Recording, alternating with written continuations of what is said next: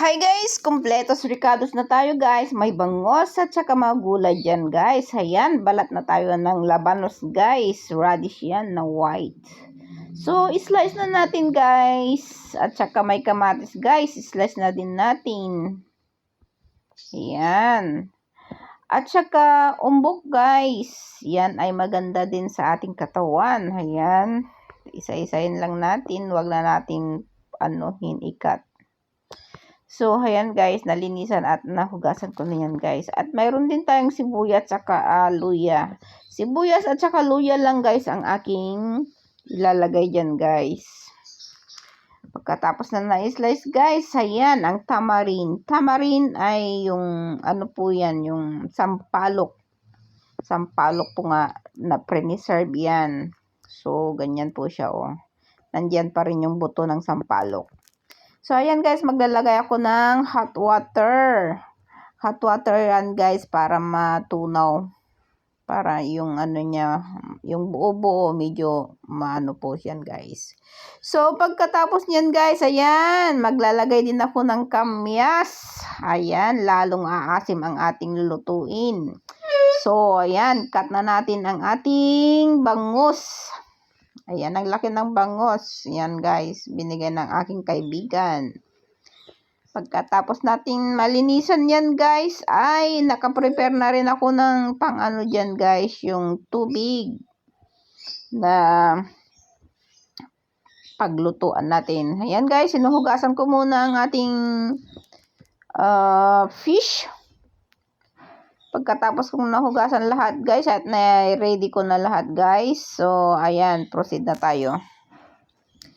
Ito guys, ayan, handyan yung tubig na iniready ko na napainit na, hindi pa kumulo. Pero lahat ay, ang ingredients ay lalagay ko na dyan guys. Yan, nandyan na lahat. Mix na natin yan guys. Ayan. Pagkatapos yan guys, ay nilagay ko na rin at yung sampalok. Ayan na guys, ang ating sampalok. Pagkatapos yan guys, ay ilalagay ko yung fish. Rabanos pala. Nagkamali na guys. Ang labanos para magsabay-sabay ng maluto yung ating fish. Pagkatapos ko yan guys, ay ilalagay ko na yung fish. Ayan guys, madali lang naman magluto ng sinigang. Ayan, asim kilig na tayo guys dyan. Kasi mayroong sampalok, mayroong piyas, kamyas, at saka kamatis. So, ayan guys, nilipat ko kasi medyo yung paglutuan natin. Hindi siya kasya. So, ayan, nilipat ko guys. At naglagay na rin ako ng asin dyan guys. At yung pampalasa na sabi nila ay magic. Magmamagic ang ating lulutuin guys. Ayan, minagic, sarap na natin yan guys. At naglagay na rin ako ng patis. Fish oil ang tawag nila, patis.